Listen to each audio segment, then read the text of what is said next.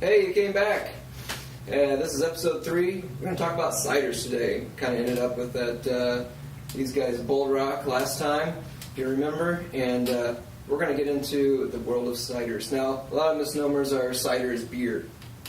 Not true. Not beer. Not beer at all. The only thing that really is the same is they're fermented. True. They're both fermented. You know, one's got apples, one's got the malts, barley, you know, all that stuff. But lately, they've been using hops. Kind of crazy, right? So we're going to get into some of those right off the bat. This guy knows more than anything about some of these. So following up from where we left off the last episode with Bold Rock, they have an India-pressed apple, which is... Clever. Yeah, it's great. It's a dry hop cider.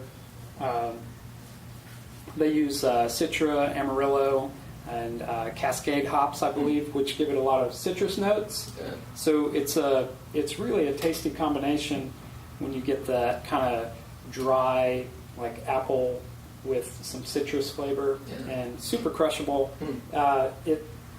It's reminiscent of beer because of the hops, but then you get that sweetness, clean finish from the apples. It's a little. I mean. Is it dry at all, or in the finish, or is it? It's not like bone dry. Mm-hmm. It's because sometimes ciders can tend to be, but the Tin City, they're dry hopped cider. It's barrel fermented. It's super dry. Okay. Really effervescent. It just makes you just want to keep drinking. Gotcha. Keep drinking. Because that's, I think, one of the things people, you're trying to decipher what a cider is with some people, and is it sweet or dry? Almost like wine sometimes. So it's kind of like people get stuck on what's your lightest beer, or things like that. Is this going to be too sweet? Is this going to be too dry? So at least I go through that with sometimes with my wife. It's like, I don't know if I'm going to like it. Right. It might be too dry. So most of the commercially available ciders tend to be on the sweeter side. What we're highlighting here today, most of these are either kind of in the middle or on the drier side. Yeah, gotcha. Also, from one of the same guys who did the Tin City is Scar of the Sea. They have a dry hop cider that uses some really interesting apples, some Newton, Pippin, Arkansas, something or other. They use Nelson Sauvignon hops, which kind of give it the taste of Sauvignon Blanc grapes. It's a little more earthy. Yeah, and I don't know, it's like nothing you've ever had before. It's they used natural yeast from the area. Okay. It's open fermented. Wow. And so it really does sound like a beer now. Like we're just kicking ourselves just talking about it. It's really something special. That's awesome. Yeah. Cool. Delicious. Yeah. Well, we were pecking these out. Your 6-pack of the week. This one kind of looked a little bit interesting. I've known of Wyders for a while. I think I'm saying that right. So we're not really sure.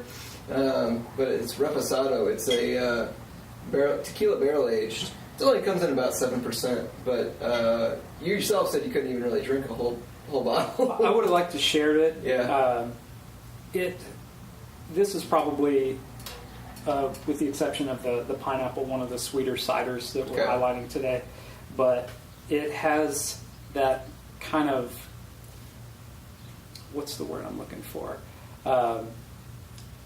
It's very reminiscent of tequila. Yeah. And it tastes almost like they put a shot of tequila in it. Like the agave type stuff? Yeah. I mean, a little bit. With that sweetness? Yeah. Okay. And, then the sweetness of the actual cider. It's a pear cider. Oh, okay. Yeah. Yeah, I guess, does Wyders only do pear? Or they do both? Both. I believe they do apple as well. Okay. Yeah, well, they have a raspberry for sure. Oh, yeah. It's a dry cider. Right. A lot more ciders in the world than you ever thought of, people. Yeah. We'll do another one, I'm sure. One I'm really excited about is the Shacksbury out of Vermont. Holy cow. Had a tasting a couple weeks ago, and it was unlike anything I ever thought. I thought I was drinking a beer, to be quite honest. I was like, am I getting some Brettanomyces character in this? He's like, you are.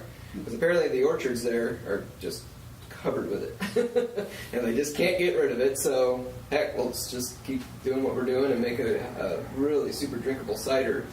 It's a little bit dry, but it's got that. If you're ever familiar with any saisons or anything that's brewed with Brettanomyces, it's a yeast strain that's pretty prolific in the beer industry.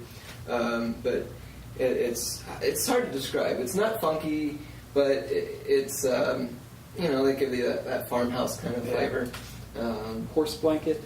It's not even that really. I mean, it's when you say that, like, I ain't drinking that. I mean, fine. If you don't want to drink this, give it all to me because I want it. It's amazing. I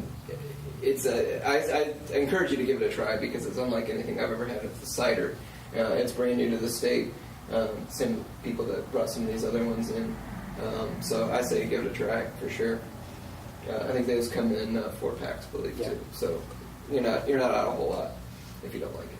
Again, just give it to me. So on to our last one. Austin Eastciders, pretty familiar with, has been around the state for a couple years now with their Texas dry cider, honey. Now they got pineapple and blood orange. Right. You're already out of the blood orange. Yep. We'll have more today, hopefully. But yeah, so hopefully by this time this comes out, they'll have a lot more of it. Yes. But they're flying off the shelves. But this pineapple's not too bad, and you've had it yourself too. Yeah, I really enjoyed it. It's not like an artificial flavor, which I find a lot of the different fruited beers and beverages, sometimes the flavors will come off artificial. There's some shandies out there nowadays too. Maybe it might be a little too sweet for some people. So this might be another kind of drink this, not that. Right. So but it's really tasty. Yeah.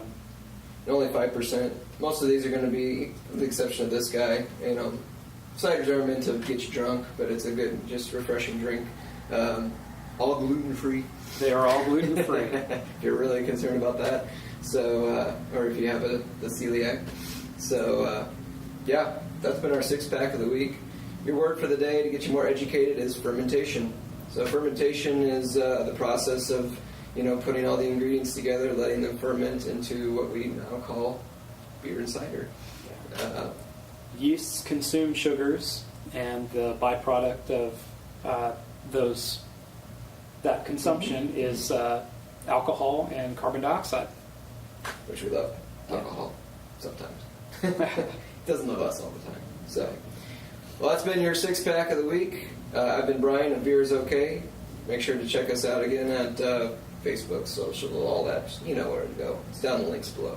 And then beersok.com, blog, podcast, OklahomaCraftBeer.com. And as always, Ian, where can they find you? 807 East A Street in Jinx, America.